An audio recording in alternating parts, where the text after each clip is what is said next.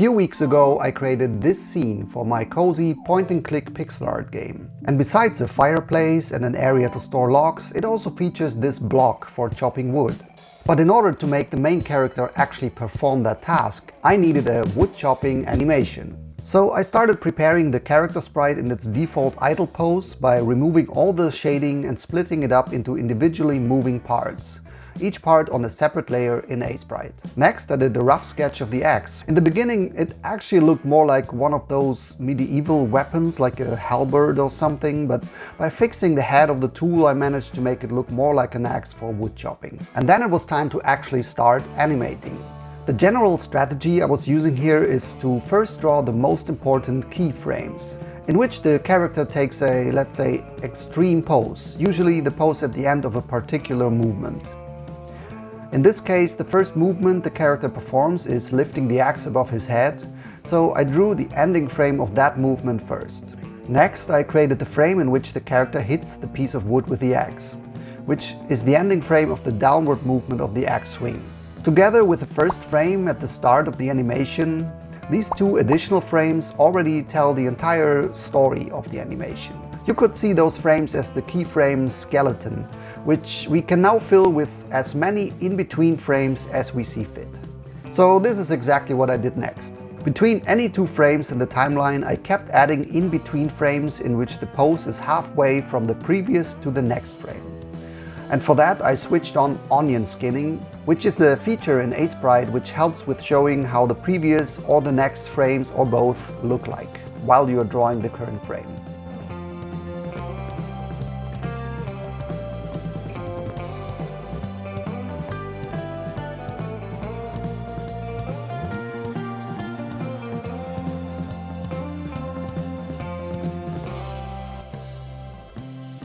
The next thing I focused on was the start of the upward swing movement, and I added a few more frames with only subtle changes of the axe and the character's arms. By having only smaller movements at the start of that motion, we basically can emulate the physics that is involved here.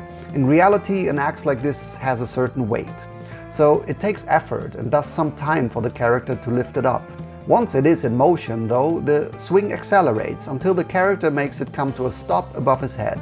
In other words, we can control the acceleration and the deceleration of that move by the amount of change from one frame to the next throughout the timeline of the animation.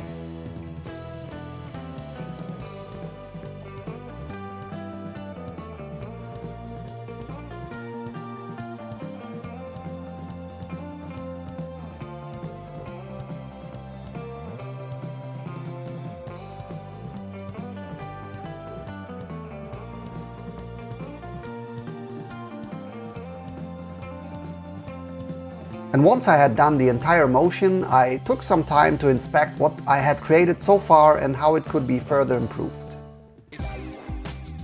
Overall, I thought this was already a good start, but I saw a few things that needed some more work. First, I thought that a few more in-between frames couldn't hurt, to make the overall animation more smooth. Second, I didn't yet like the movement of the character's jacket in particular. If you pay close attention, it moves back and forth in an awkward way which does not look very realistic. And third, I decided that I should make the transition between the end and the start of the animation less jumpy, so that I can run the animation in a loop. So I started working on all those aspects and I added a few more frames where the character was lifting the axe above his head. I then put some extra work in the movement of the jacket, thus making it swing with the character's movement more realistically and physically accurate looking. Then I also added some more frames at the end of the animation to bridge the gap between the final pose and the first pose. And the resulting next improved version of the animation looked like this.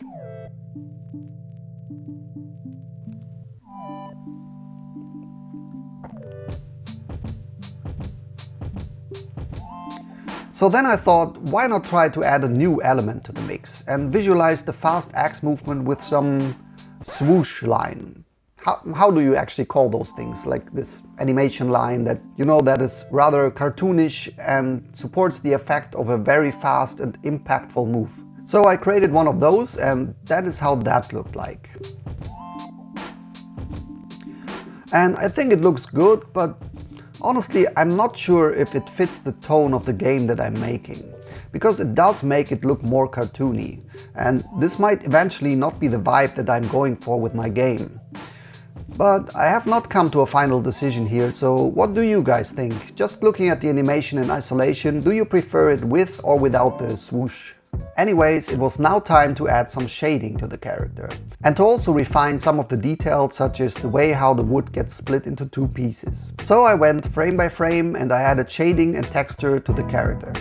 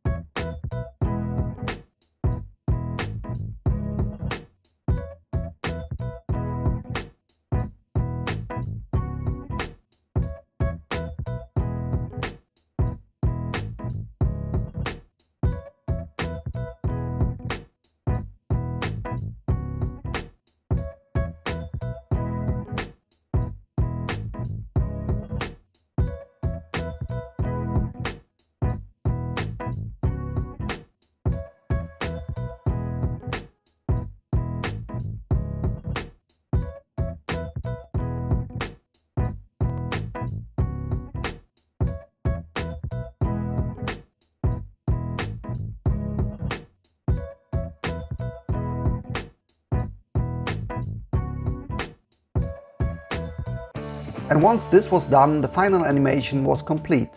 So we can now have a look at how it turned out. But before we do that, if you like what you've seen so far and you're curious about future updates of my pixel art journey and you would like to support this channel, then please feel free to click that little subscribe button down there, which helps me a lot. Thank you guys. But now, here it is.